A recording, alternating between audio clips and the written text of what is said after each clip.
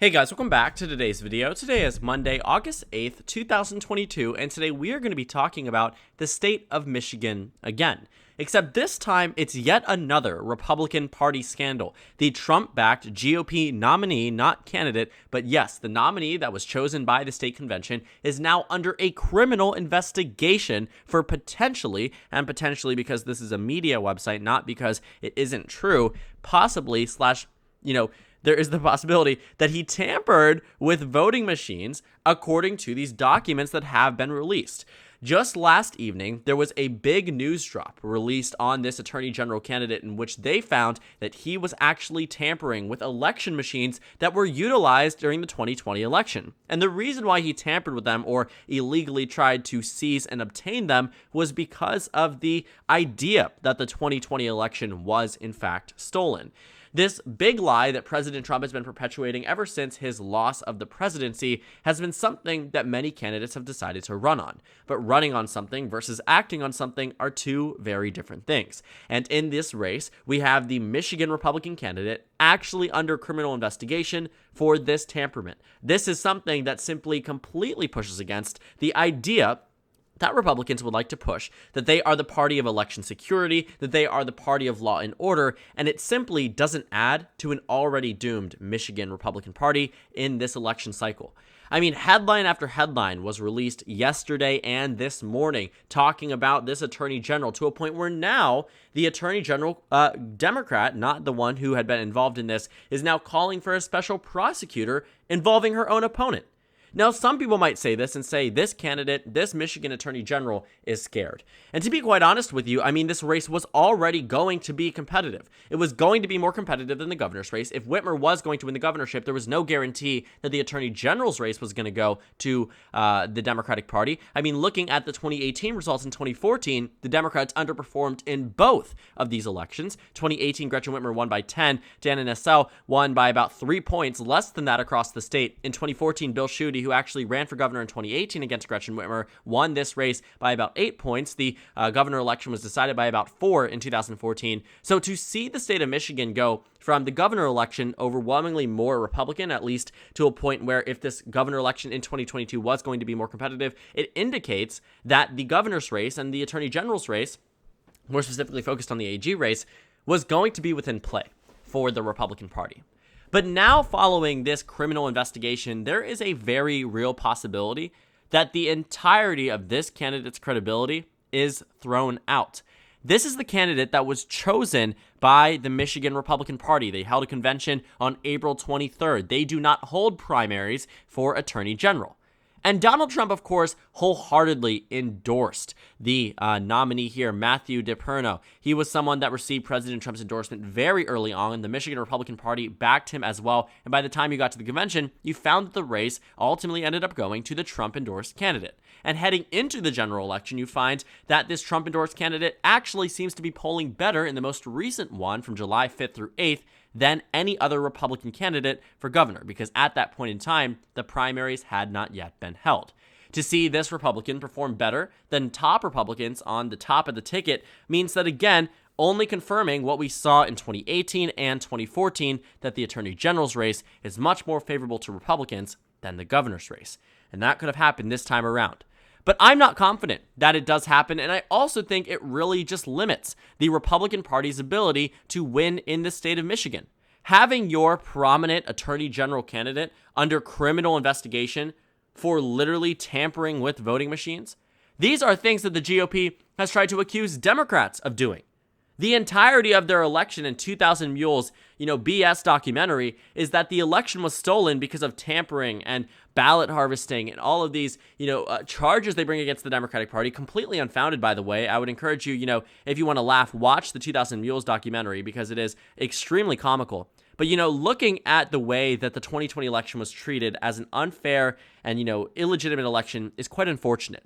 Both 2016 and 2020 were free and fair. Regardless of how you feel on Russian interference or you feel about illegal ballots happening in 2020, the facts remain clear that the elections were held fairly, that there was no rigging of the election. And looking at the way that this attorney general candidate completely disregarded that because they believed what the president at the time was telling them, They have gone to extreme lengths to now tamper with voting machines.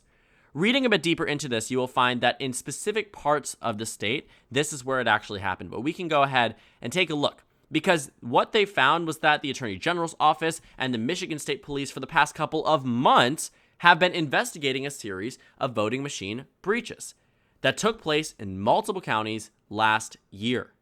You are finding that the things that are happening here are now directly connected with this Republican candidate. Enough so that they're asking for a special prosecutor to be appointed because, guess what? His opponent is the one who would have to be investigating him. And I think that's fair. I think it is completely fair to call on a special prosecutor because, yes, this Democrat has something to gain by prosecuting you to the fullest extent. But at the end of the day, the question is it deserved? If these allegations end up being true, yes, it is deserved that you are prosecuted, that you are going to face some type of criminal time, punishment, etc. for breaching voting machines, for trying to delegitimize an election that you claimed was already delegitimized. This involvement altogether weighs down the Michigan GOP in a way that they simply cannot afford. We have talked so heavily about what has been happening in the state of Michigan that it's crazy to think that things can get even worse for the Michigan Republican Party. When you take a look at the governor's race, if you don't know what has happened, we're going to briefly go through this. So if you already know, you can skip ahead, but it won't take super long. Essentially, 10 Republicans decided to run. 5 of them got illegitimate and fraudulent signatures and were disqualified by the state Supreme Court and the State Board of Elections. What they decided to do was to remain in the race. The remaining 5 went into the race, and then there was no frontrunner. Ryan Kelly became the frontrunner. He was arrested by the FBI on January 6th charges, so then he no longer became the frontrunner. Tudor Dixon was endorsed by President Trump, won the nomination, and also has made a number of comments about abortion, saying that in specific cases, even a 14-year-old who would be, raped by her uncle should still be forced to carry that child to term. So all of that is already bogging down the Michigan GOP. Prior to this Attorney General investigation, you find that not a single poll has ever had the Republicans ahead in the state of Michigan with their current slate of candidates, with Tudor Dixon as their nominee, and looking at the forecast, only has about a 5% chance of victory. I would argue that it's slightly higher than that, but honestly speaking, it's reasonable to say that Gretchen Whitmer has this race in the bag. So to add this onto a top slate of multiple candidates, governor, lieutenant governor, attorney general, to have this all together, and the governor election and lieutenant governor are elected together. But what you will have here is that these candidates that are in some very important races, especially the ones that are going to ultimately determine, who is able to, send electors to the electoral college in 2024. If there's going to be what people view as a legitimate election being held in some of these states, that's what is at stake here. And to have one of your most prominent Republican candidates, one that many people could have largely expected to go in a different direction than potentially the governorship. And I say that honestly speaking, when you take a look at the ratings for the governorship here, let's take a look at one in specific. Larry Sabato's crystal ball lean Democrat. I want you to take a look at their rating for the race in the state of Michigan for the Attorney General's race. It isn't lean Democrat. In fact, it's toss-up. So to have this race as a toss-up, but the Michigan governor's race more Democratic, and now you're being weighed down, the GOP being weighed down by these criminal investigations, well, you don't exactly become the likeliest to win this election. The entirety of the Republican Party's campaign for 2022 for states like Michigan, beyond the issue of inflation, have boiled down to election integrity and election fraud. Take a look at Kari Lake in the state of Arizona, an election denier from 2020. Take a look at Doug Mastriano in the state of Pennsylvania, an election denier from 2020. Same thing with Tudor Dixon, and especially the same thing with this Michigan Attorney General candidate. It doesn't help that he's running against an incumbent who's now going to have to investigate him. And yes, there is going to be a conflict of interest against, the Republican here. But at the same time, what we are seeing here is that the Attorney General's race is something that is going to move in favor of the Democratic Party as a result of this. Avoiding conflict of interest is also very important here because the Democrat also isn't exactly inclined. I mean, the Attorney General is the one who does move for the motion to go ahead and recuse themselves from this case, and that's exactly what she's doing. I think that if these claims come out to be true, After the investigation and the association with this Republican candidate with the lawsuit or whatever might ensue following the investigation, they're going to be weighed down and they are going to lose this election. I think that the Attorney General's race was one of the few shining places for the GOP where they remained within a more electable position than the governor's race. None of these races should have gone to the Democratic Party in 2022, yet all of them seem like they're on track to. And I say that entirely honestly. The state of Michigan is a state that Joe Biden won in the last election by a very narrow amount, 2.8%. So to see a state like that potentially elect Democrats up and down the ballot to a point where even potentially the state house and the state senate might be in play for the Democratic Party, what does that tell you about the GOP's chances of victory within the state? This is a year that is expected to be a red wave year, and yet Democrats are practically coming out ahead in nearly every single race that it matters. And in most of these cases, it isn't because the Democratic Party is popular, because, newsflash, they aren't. It's because the Republicans are shooting themselves in the foot. First in the governor's race, now in the Attorney General's race. What's next for Michigan Republicans, besides nominating wrong candidates for the House of Representatives, causing some shifts in favor of Democrats from the Michigan House races? One final thing I want to address before we move on is the Michigan abortion referendum. Now, this is actually going to get another video on its own. I think that looking at the Michigan Right to Reproductive Freedom Initiative is something that is a very smart political move for Democrats here. What this ballot measure is going to do is going to provide a state constitutional right for abortion. Right now, the Michigan Constitution actually prohibits abortion. So to amend the Constitution, it would allow for this to happen. And it's going to be on the ballot this November. Looking at the Kansas results from 2022, August, just a few days ago, abortion and removing the right to it across the state was shot down overwhelmingly.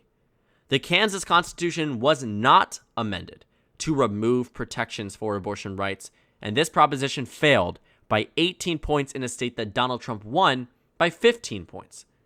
So the state of Michigan looks like it's on track to have a very similar result, and Republicans across the state are already starting to distance themselves from this referendum because they know if Republicans back one stance and Democrats back the other, there is going to be a very clear association on one of the most important questions Michiganders have had to vote in very, very long periods of time.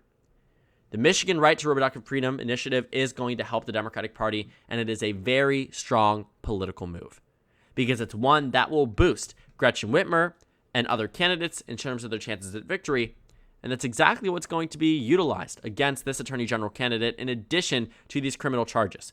Will this Attorney General candidate prohibit abortion? Will they go ahead and prosecute people if laws are put in place against abortion? Those are the questions that are going to be asked, and it doesn't help when you have major scandals such as this one, especially for the party that is so big on election integrity, happening, coinciding with such a crucial election for Michigan voters. Again, it is so hard to see how the GOP did not come out ahead, but looking at it at its entirety, it makes a lot more sense. So many things have gone wrong for the Michigan Republicans, and this adds to it. This is a Trump-backed candidate, the GOP nominee for Attorney General, and they are under criminal investigation. It is crazy to think about that this is going to actually be the legacy that the Republicans leave in the state of Michigan for this election cycle. A year that was totally winnable, that they had practically in the bag at different periods of time following Glenn Youngkin's victory, honestly speaking, pretty solid within their chances of victory. Looking at the forecast then, it was pretty different than what we saw today, and there's a reason for that. Because where we are today is not where we were on November 9th, 2021. On November 9th, 2021, many races looked like they were destined to be doomed for the Democratic Party, including the state of Michigan. And we all expected, and I mean many of us expected, these numbers to get worse for Democrats, that Glenn Youngkin's victory was a turning point for Republicans, that they would replicate his strategy, but guess what? They didn't, and they reverted back to the losing strategy of 2020, which was backing President Trump's election deniers and those of that similar, style of candidate, and it seems to be pushing back on them in a very unfortunate way. So we'll see what happens in this attorney general's race. Right now, looking at it combined with all of the drama and the scandals that have arisen throughout the 2022 election cycle for the Michigan GOP, this simply is just one more thing. And it will get to a point where the straw does break the camel's back. But the question is, what will that be? But this certainly adds a heavy weight load. So thank you guys so much for watching this video. Make sure to comment down suggestions below. Subscribe on the left if you haven't already, and check out the Instagram and Twitter. At the bottom left of the screen, there's also a Discord server for you to go ahead and join. On the screen, there's a video you can watch, and then a playlist for my 2022 election analysis videos. Again, thank you guys so much for watching, and I will see you all later today.